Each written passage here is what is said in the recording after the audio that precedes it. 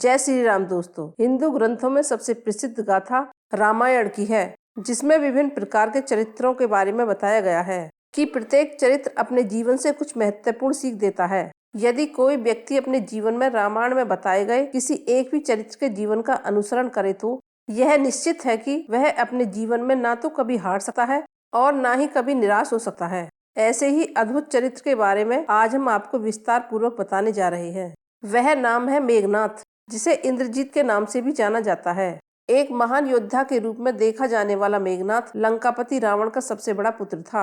रावण की पहली पत्नी मंदोदरी मेघनाथ की माता थीं, जिन्होंने इतने सूरवीर पुत्र को अपनी कोख से जन्म दिया था। उनको मेघनाथ नाम क्यों दिया गया, इसके पीछे भी एक रोचक तथ्य छिपा हुआ है। ऐसा बताया जाता है कि जब मेघनाथ का जन्म हुआ था तब उसके रोने की आवाज एक साधारण बालक की तरह नहीं बल्कि बादल के गड़गड़ाहट की तरह सुनाई पड़ती थी, जिसकी वजह से उस बालक का नाम मेघनाथ रखा गया। मेघनाथ रावण का बड़ा पुत्र होने के साथ साथ लंका का युवराज भी था, जिसे रावण बेहद प्यार करता था। जितना बड़ा महान विद्वान रावण था, उससे भी कहीं ज्यादा गुणवान महान योद्धा और सबसे बड़ा ज्ञानी वह अपने बेटे मेघनाथ को बनाना चाहता था। अपने पुत्र को अजर अमर बनाने की कामना को लेकर त्रिलोक विजेता रावण ने सभी देवताओं को अपने पुत्र के जन्म के समय एक ही स्थान अर्थात 11वें घर में विराजमान रहने के लिए कहा।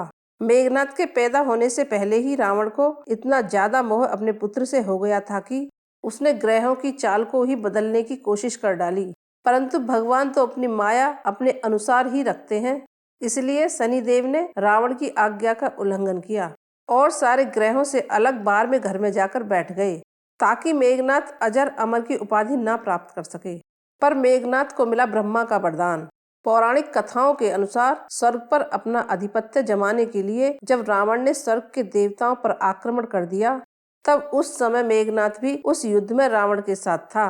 तब एक जगह जब रावण पर इंद्र ने प्रहार करना चाहा तो मेघनाथ अपने पिता को बचाने के लिए आगे आया और उसने एक ही बार में इंद्र और इंद्र के वाहन ऐरावत पर हमला कर दिया। उसने वहां पर सभी देवताओं के साथ साथ इंद्र को भी इस युद्ध में हरा दिया, जिसके बाद मेघनाथ को इंद्रजीत की उपाधि से संबोधित किया जाने लगा। मेघनाथ जब स्वर्ग से निकलने लगा तो उसने इंद्र को भी अपने साथ ले लिया और अपने रथ पर बिठाकर लंका में ले आया। रावण स्वर्ग पर अपना अधिकार जमाना चाहता था, क्योंकि विजय तो उसने प्राप्त कर ही ली थी, परंतु स्वर्ग और रावण के बीच एकमात्र कांटा सिर्फ इंद्र ही था, जिसे मिटाने के लिए रावण और मेघनाथ दोनों ही तैयार हो गए। परंतु जब ब्रह्मा जी को रावण के इस फैसले का ज्ञान हुआ तब वे तुरंत लंका की ओर निकल पड़े। वहां जाकर उन्होंने मेघनाथ से निवेदन किया कि वह इंद्र को मुक्त कर दें, परंतु मेघनाथ इस बात को मानने के लिए राजी नहीं था। ब्रह्मा जी ने कहा कि तुम यदि इंद्र को छोड़ देते हो तो मैं इसके बदले तुम्हें एक वरदान देने का वचन देता हूँ। मेघनाथ ने ब्रह्मा जी के उस वचन का फायदा उठाते हुए उनसे अमरता का वरदान प्राप्त करने के लिए कहा।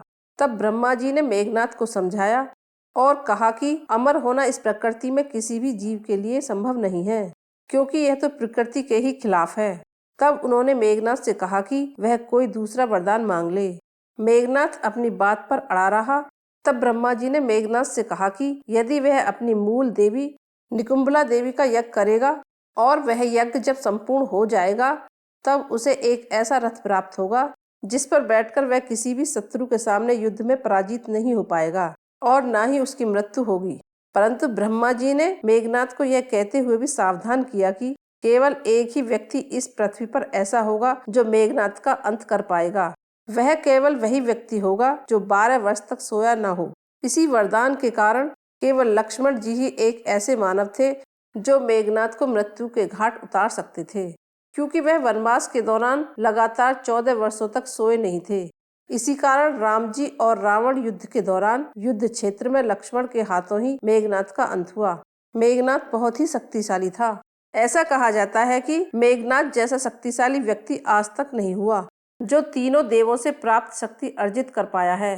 तीनों देवताओं में आने वाले ब्रह्मा विष्णु महेश तीनों के द्वारा प्रदान की गई 3 प्रकार की अलग अलग शक्तियां इंद्र के पास मौजूद थीं। इसी वजह से वह ब्रह्मांड का सबसे महान योद्धा कहलाया था। मेघनाथ ने अपनी शास्त्र शिक्षा गुरु शुक्र से प्राप्त की थी और उन्हीं से उन्हें तीनों देवताओं के शस्त्र प्राप्त हुए थे, जिनके नाम ब्रह्मास्त्र, वैष्णव अस्त्र और पशुपति अस्त्र। इन सब के अलावा उन्होंने कई अलग अलग प्रकार की जादुई और सम्मोहन शक्ति को प्राप्त किया था, जिसकी वजह से ही युद्ध क्षेत्र में उन्होंने लक्ष्मण जी को नागपाश में फंसाकर मूर्छित कर दिया था। और लंका में वह अकेला ही एक ऐसा योद्धा था जो पूरी वानर सेना को अपनी एक ही गर्जना से पूरी तरह बिखेर कर रख सकता था, परंतु उसमें आय शक्ति के घमंड की वजह से वह अपनी बुद्धि का सही उपयोग न कर सका, इसलिए मौत के घाट उतर गया। मेघनाद के जीवन से हमें यही शिक्षा मिलती है कि इंसान भले ही कितना शक्तिशाली हो जाए, परंतु घमंड की वजह से अपनी बुद्धिमत्ता को नहीं गंवाना चाहिए। अगर आपको मेरी ये वीडियो अच्छी लगी है तो लाइक करें और चैनल को सब्सक्राइब करें।